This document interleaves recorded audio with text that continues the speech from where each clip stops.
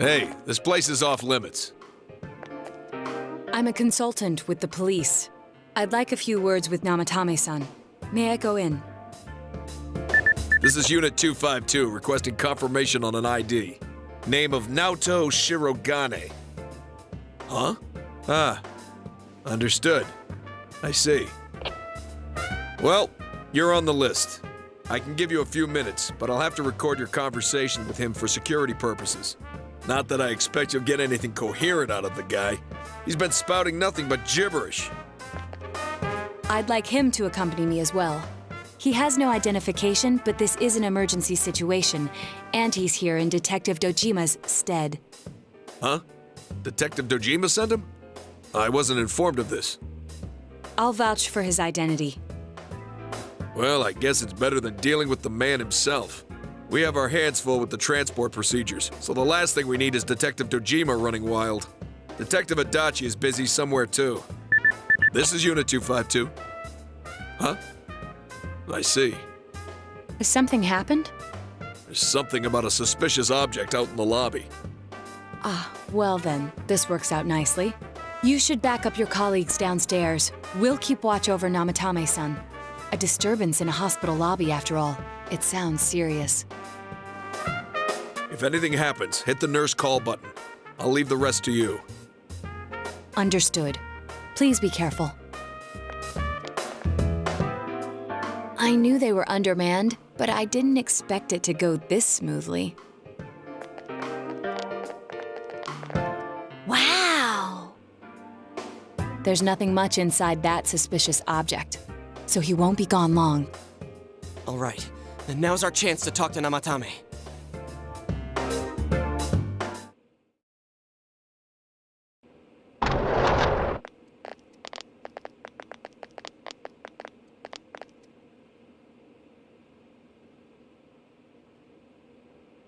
Namatame-san, there's something we'd like to ask you. It's tempting to think that you were the culprit behind this entire case, and to be honest, there are many in this town who hope you are, but we are here to learn the truth. So please, answer our questions. Huh?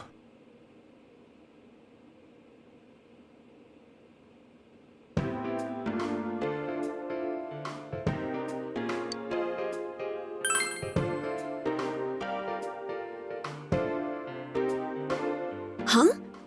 Me?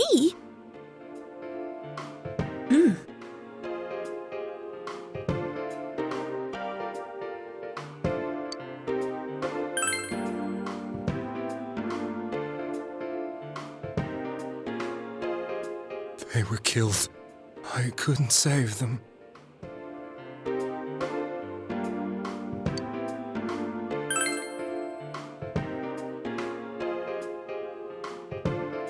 No.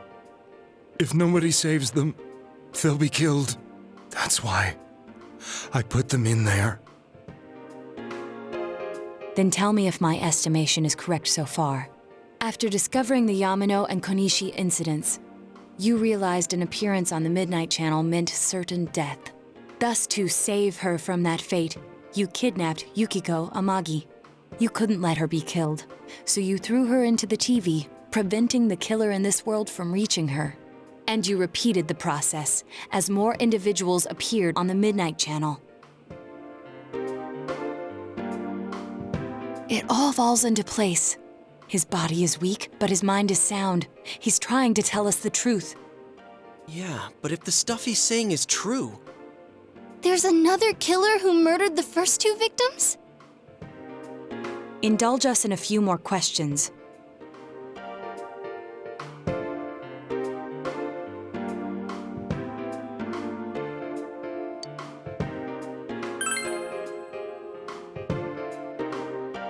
I have no idea.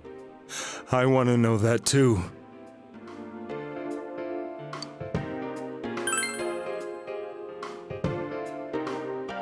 What are you talking about?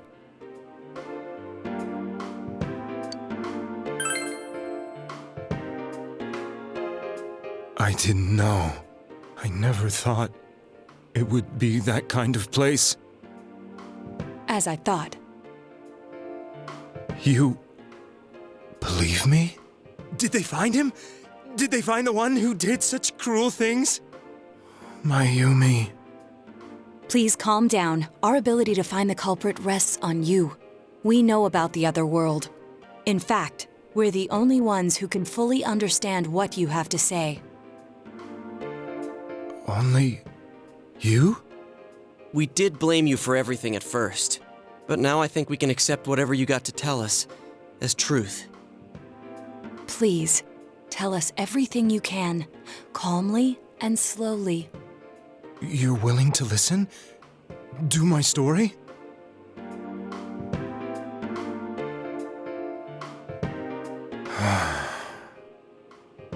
All right.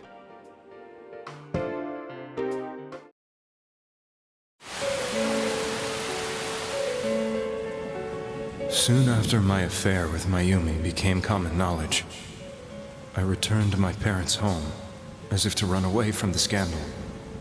And I started drinking heavily to drown my anxieties. I hadn't been able to reach Mayumi at all, and that didn't help either. Mayumi, where are you? She'd been disgraced on all the afternoon shows and forced to resign from the program she was on. I caused her so much trouble. I wanted to at least apologize to her, but I couldn't even do that. I lost the will and energy to do anything. Then, one day, the rumor I heard some time ago came back to me. Since I had nothing better to do, I sat down blankly in front of the TV and watched my own reflection. And all of a sudden, there was Mayumi. Mayumi? Is that you? The Mayumi inside the TV looked as if she was calling to me for help. Mayumi? Mayumi! When I reached out unthinkingly to touch her, my arm disappeared into the TV, as if I had dipped it into a pool of water. I was so shocked that I lost my balance and nearly fell face first into the TV.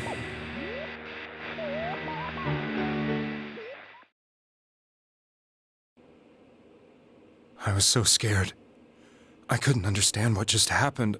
I thought maybe I'd gone insane. In the end, I decided to think of it as just a dream, and I went back to the city the next day after finishing work. The next afternoon when I got to work, I was fired on the spot, as I expected. That wasn't what broke me, though.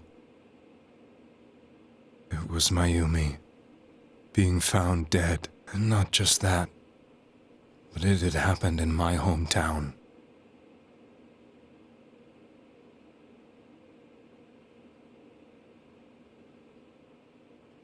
I was dumbstruck. But later on, I remembered the image of Mayumi I'd seen that night. Was it not a dream? Could it really have been an SOS from Mayumi? I hadn't touched another TV because the first time was so terrifying, but I decided to try it again, and I confirmed that none of it was a dream. So that image, was it something Mayumi showed me, calling for help? That's how I felt. And eventually, you learned of the Midnight Channel. I remembered that when Mayumi was alive, she was chasing a rumor about some bizarre TV program. I'd heard about it before, but I thought it was just an urban legend. But then Mayumi appeared on it, and later turned up dead. The more I thought about it, the harder it became to believe that the two events were unrelated. Soon after that, I came back to Inaba to answer the police's questions. I'd lost my job, and I wanted to know the truth of Mayumi's death for myself. Then, on another rainy night, someone else appeared on the Midnight Channel. It was a girl. She looked like she was calling for help, just like Mayumi. The first thing that came into my mind was, maybe this girl will be the next to die. And that was Saki-senpai. I'd been following all the news about Mayumi, so I noticed right away that she was the girl who found Mayumi's body. And if my hunch was right, she'd be the next victim. I didn't want her to die the way Mayumi did, so I desperately kept watching. I was consumed with the idea of rescuing her. Then, little by little, her image on the screen came into sharper focus. It became sharper? How did you find out it was her? After I came back, my father couldn't bear to see me in such low spirits and gave me a job with the family business. I met that girl when I delivered a package to the liquor store.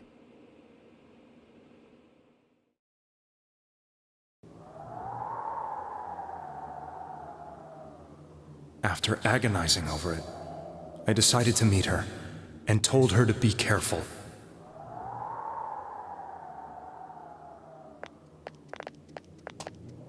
But that same night, on the TV,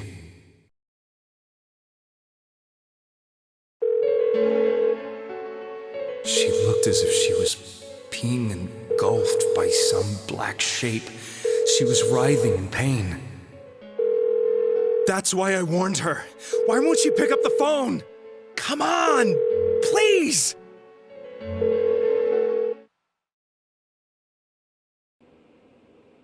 The next day, they found her dead. I knew she was going to be murdered, but I couldn't save her. I blamed myself, thinking there must have been something I could have done. There was no one who depended on me. Nobody at work, not even my wife. Mayumi was the only one who accepted me for who I was. But she was murdered, and the same person killed another girl. I was beside myself. I couldn't forgive myself for doing nothing. You really did love Miss Yamano. Yes, from the bottom of my heart. Before I was married, my wife made it big in show business. I was happy for her, but it put a strain on our relationship. I think I can kind of relate. It was around that time when I met Mayumi. She was interviewing our candidate for the next election. She was a big-name announcer, but she only worked with local stations, and her attitude towards work was similar to mine. We both came from Inaba, so she was easy to talk to. I knew it was wrong, but I couldn't help getting intimate with her. She gave meaning to my life. Soon after Saki-san was found dead, yet another girl appeared on TV. That was you.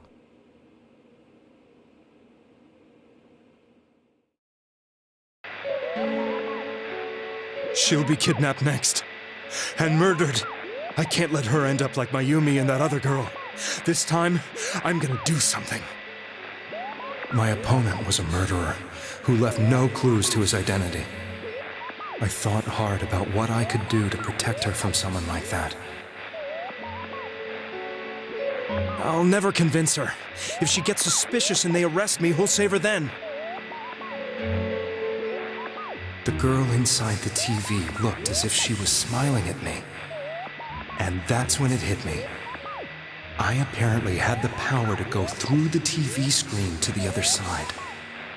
Then, what if I put her into the TV and give her shelter there before the killer gets her? What are you trying to tell me? That it's safe over there? Is that it? The girl inside the TV seemed to smile at me again.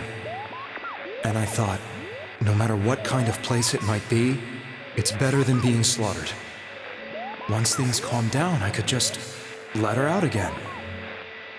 If she's inside the TV, there's no way they can find her. It felt as if everything was starting to come together in my mind. Could it be that Mayumi gave me that power to prevent any more victims from meeting her fate? Was it my mission to save people?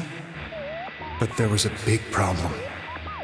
If I explained the situation to the victim, they wouldn't understand. I had already tried that and failed miserably. It seemed the only thing I could do was to take them away. If that was my mission, I'd just have to do it. Or so I thought.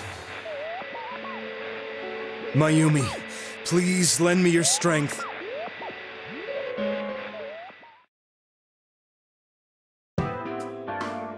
So, since you thought people who appeared on the Midnight Channel would be killed, you kidnapped us in order to save us. Mission? Give me a break! You never stopped and wondered about any of this? I thought I was the only one who could help them. I did call the police, but they didn't believe me.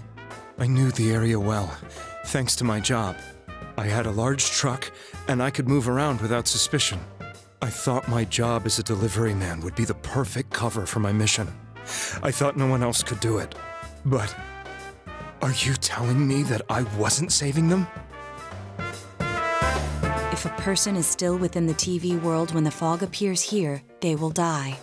Beginning with Yukiko-san, the people you thought you had been saving were, in fact, in mortal peril. It was my friends here who really saved us all. I had a feeling that was it. When I went after that little girl and entered the TV myself, for the first time, I had some doubts about myself. You refer to Nanakar-chan, correct? The police were after me, so I had to get away. But I still felt I needed to do everything I could to save that poor little girl. That's why I went in after her. But the TV world was completely different than I imagined. Such an abominable, grotesque place. I knew that the three of you who I saved went back to your normal lives, so I didn't realize how terrible that world was. I never knew you couldn't even get out of that place on your own. No. That's a cowardly way to put it. I'd probably already begun to realize that it was a dangerous place. If I hadn't, I wouldn't have gone to see you all. See us? Wait, are you talking about the concert we did at Junes? Yes. I wanted to know why the ones I saved were all hanging out with each other, and how much you remembered. But in the end, I couldn't bring myself to say anything and ran home. I must have felt too guilty. But all the doubts and anxieties I'd been unconsciously suppressing exploded out when I entered the television myself. I thought I was going insane. I probably did. And you know the rest. When I came to, I was lying in a hospital bed. You really were trying to save people. But I ended up doing just the opposite. What a fool. I always wanted to enter the world of politics and become useful to society. But after losing my job and the woman I loved, all I had left was this power. I convinced myself that world was some sort of sanctuary, and I secretly believed myself to be a hero. I never doubted what I saw on TV, and believed everything was as I wanted it to be. I didn't think for myself at all. That's why I couldn't protect them. I'm to blame for all of this.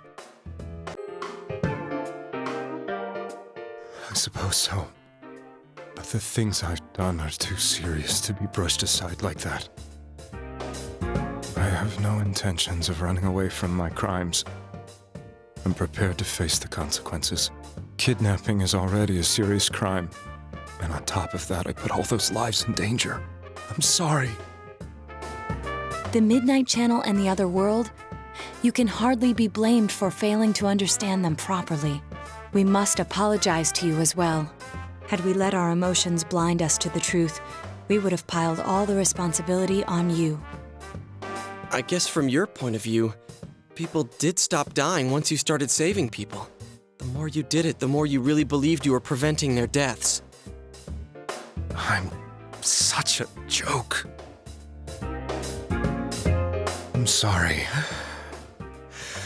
I'm getting a little tired. What are you all crammed in here for? My apologies. We'll be leaving now. Wait. I beg you, please, find whoever's behind this. You children are the only ones who know about that world.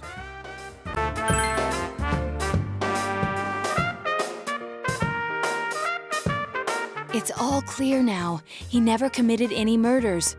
It was another party who threw the first two victims into the TV.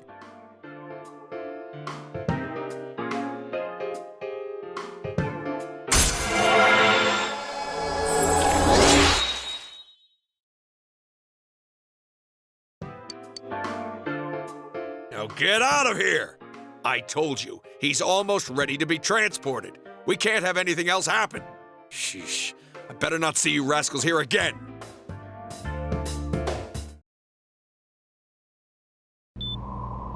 Nanako-chan looks like she's in pain. She's fighting for dear life. This was the last place we saw Teddy, right? He was so worried about her. How can he flake out like this when we have to find the real killer? The police consider the matter closed. We'll have to do all the investigation from here on out. Let's revisit Saki-san and Miss Yamano's incidents and see if we can turn up fresh details. But it's been over 6 months. Wouldn't the trail be cold by now? I know, but we can't give up. We're the only ones who understand what's really going on. And you never know. People might remember some things now because they've had so much time to think about it. Let's split up and talk to people all over town tomorrow. We'll meet up in the evening to discuss our findings. I hope we can find out something about Teddy, too.